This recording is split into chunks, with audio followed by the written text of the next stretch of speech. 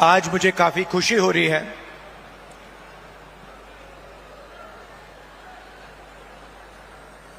बैठा था और मुझे ये रिमोट कंट्रोल दिया गया और कहा कि देखिए इस पे आप इसका बटन दबाइए। और जैसे ही हमने बटन दबाया तो हजारों करोड़ रुपए सीधे छत्तीसगढ़ के गरीब जनता के बैंक अकाउंट में गए।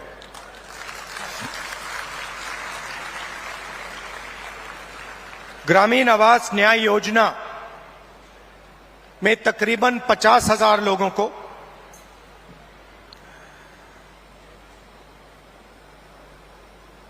एक दो सेकंड में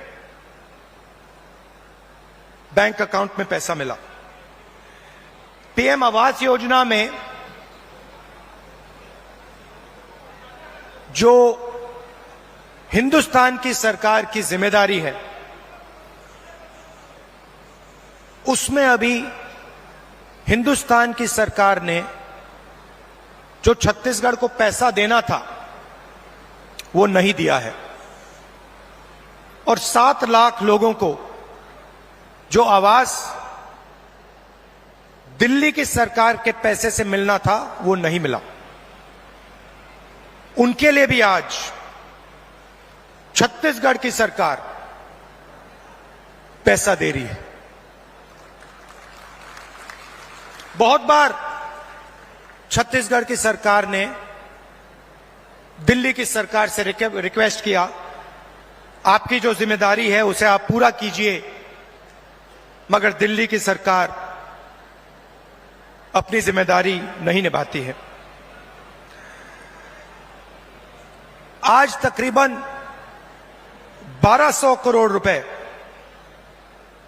रिमोट कंट्रोल से आपके खाते में गया है और अगले 5 साल के अंदर छत्तीसगढ़ की सरकार 500 करोड़ रुपए ऐसे रिमोट कंट्रोल से आपके खातों में डालने जा रही है। हमने चुनाव में आपसे 2-3 वायदे किए थे। छोटे वायदे नहीं थे, छत्तीसगढ़ को बदलने वाले, छत्तीसगढ़ की नींव को मजबूत करने वाले वायदे थे। किसानों का कर्जा माफ, बिजली बिल हाफ और 2,500 रुपए प्रति क्विंटल धान के लिए हमने ये वायदे किए और देश के प्रधानमंत्री नरेंद्र मोदी जी ने कहा कि कांग्रेस पार्टी इन वायदों को पूरा नहीं कर सकती है। सच्चाई आपके सामने है। हमने जो वायदे किए थे हमने उनको पूरा किया। किसान न्याय योजना में 21,000 करोड़ रुपए हमने छत्तीसगढ़ के किसानों को इनपुट सब्सिडी के माध्यम से दिया। जिन किसानों के पास जमीन नहीं थी उनको भी हम नहीं भूले। उनको 7,000 रुपए प्रति साल कांग्रेस पार्टी की सरकार ने छत्तीसगढ़ में दिया। आदिवासियों को एमएसपी फॉरेस्ट प्रोड्यूस के लिए और देश में सबसे बेहतर फॉरेस्ट राइट एक्ट का इंप्लीमेंटेशन छत्तीसगढ़ की सरकार ने किया। स्वास्थ्य में 5 लाख रुपए परिवार के लिए 70 लाख परिवारों को फायदा मिला।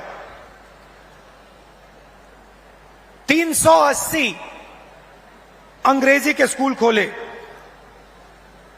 और 42,000 वैकेंसियां भरी। 1.3 लाख युवाओं को 2,500 रुपए महीना का दिया।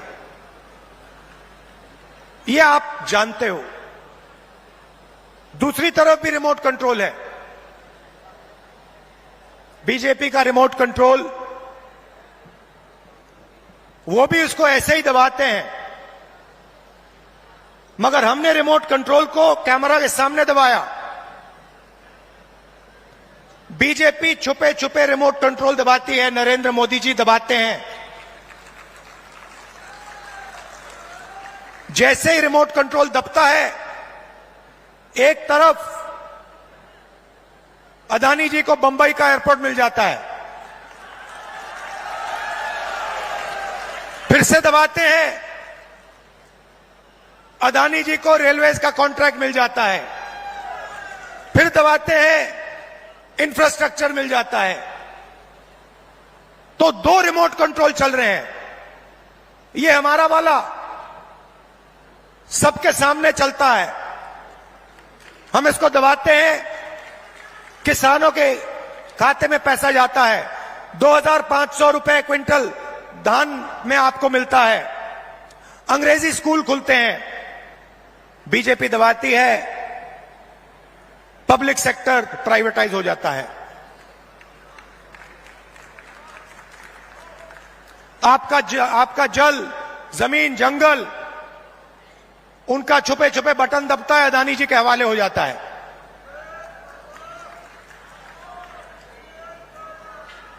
तो दो तरीके के रिमोट कंट्रोल हैं। अब मैंने उनके रिमोट कंट्रोल के बारे में पार्लियामेंट में बात उठाई। मैंने नरेंद्र मोदी जी से पूछा कि मोदी जी, आपका अदानी जी के साथ क्या रिश्ता है? डिफेंस में अदानी जी को पूरा का पूरा फायदा, पोर्ट्स में पूरा फायदा, एयरपोर्ट्स में पूरा फायदा। आपने 5 किसानों के कानून, काले कानून बनाए, उसमें उनको फायदा देने की कोशिश की। तो मैंने उनसे पूछा, नरेंद्र मोदी जी, आपका रिश्ता क्या है? उनके हवाई जहाज में आप जाते हो, रिश्ता क्या है? जवाब मिला, मेरी लोकसभा की सदस्यता रद्द कर दी।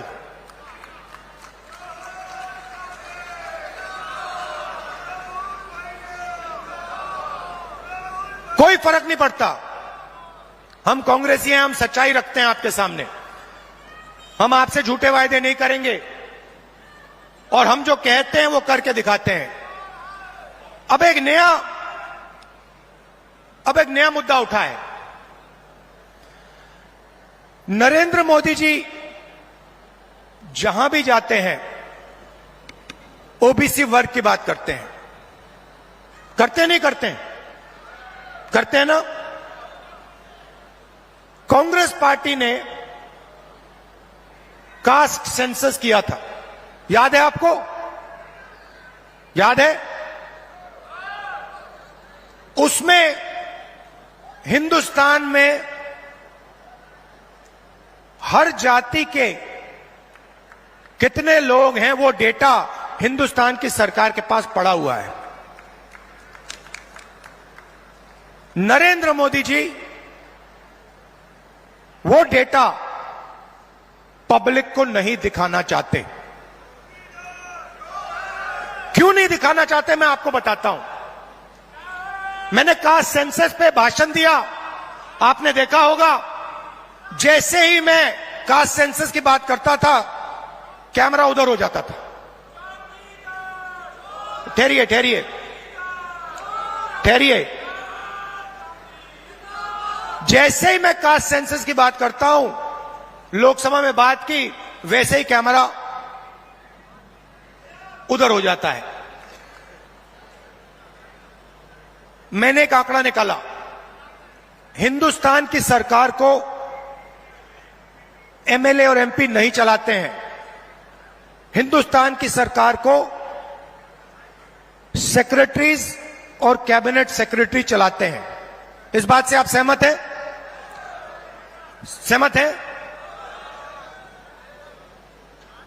कोई भी योजना बनती है, जो 90 सेक्रेटरीज हैं हिंदुस्तान की सरकार के हर मिनिस्ट्री में, वो योजना को डिजाइन करते हैं, कितना पैसा कहां जाएगा वो डिसाइड करते हैं। तो मैंने देखा, मैंने चेक किया कि भैया इन 90 लोगों में से नरेंद्र मोदी जी की सरकार में पिछड़े वर्ग के कितने लोग हैं।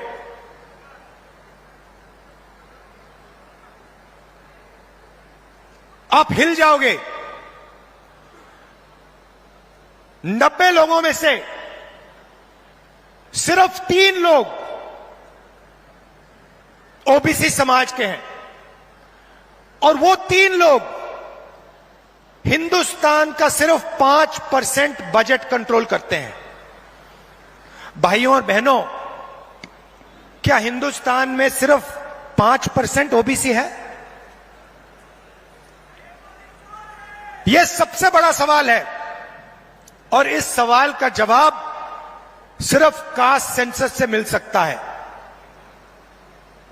किसी को चोट लगती है, अस्पताल में जाता है, सबसे पहले एक्सरे होता है।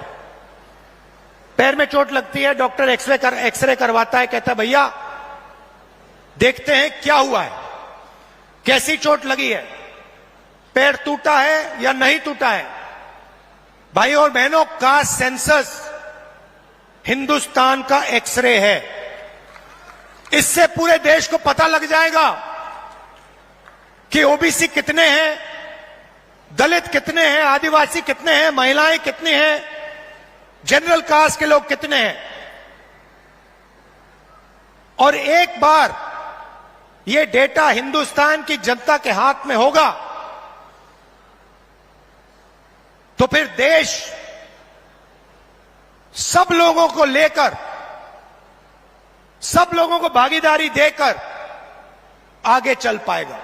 अब मैंने ये सवाल लोकसभा में पूछा, नरेंद्र मोदी जी से पूछा कि आप कास्ट सेंसस से डरते क्यों हो? कास्ट सेंसस का डेटा सबके सामने रख दो, जो आपकी सरकार की सच्चाई है आप हिंदुस्तान की जनता को दिखा दो, डरो मत। मगर नहीं, उनके मंत्री कहते हैं हमारे ओबीसी के विधायक हैं, ओबीसी के सांसद हैं, और उन्हीं सांसदों से आप लोकसभा में बात करो, वो आपसे कहते हैं कि भैया देखो हमारे से कोई कुछ पूछता नहीं है, हम कुछ बोल नहीं सकते, हमें तो यहां मूर्ति जैसे रखा हुआ है। असली निर्णय हिंदुस्तान के सेक्रेटरी लेते हैं, ब्यूरोक्रेट लेते हैं, नरेंद्र मोदी जी लेते हैं। तो अगर ओबीसी को भागीदारी देनी है, दलितों को, आदिवासियों को, महिलाओं को भागीदारी देनी है, तो कास्ट सेंसस करवाना ही पड़ेगा। और अगर नरेंद्र मोदी जी कास्ट सेंसस नहीं करवाएंगे तो जैसे हमने कहा था यहां पे, जैसे ही हमारी सरकार आएगी पहला कदम कास्ट सेंसस होगा, और ओबीसी को जो भागीदारी मिलनी चाहिए वो कांग्रेस पार्टी करके दिखाएगी।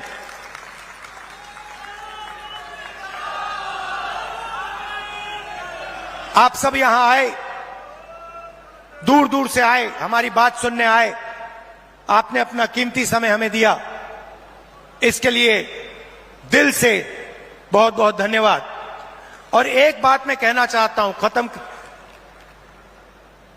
एक बात कहना चाहता हूं, देखिए कांग्रेस पार्टी जहां भी सरकार चलाती है, चाहे वो राजस्थान हो, हिमाचल हो, छत्तीसगढ़ हो, कर्नाटक हो,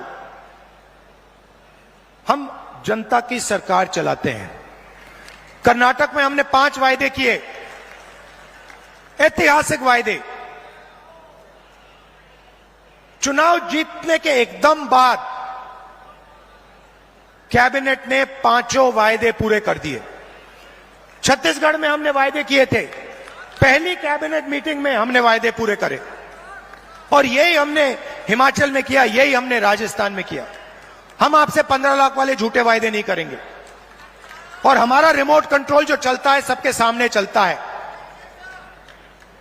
हमारी अदानी जी की सरकार नहीं है, हमारी किसान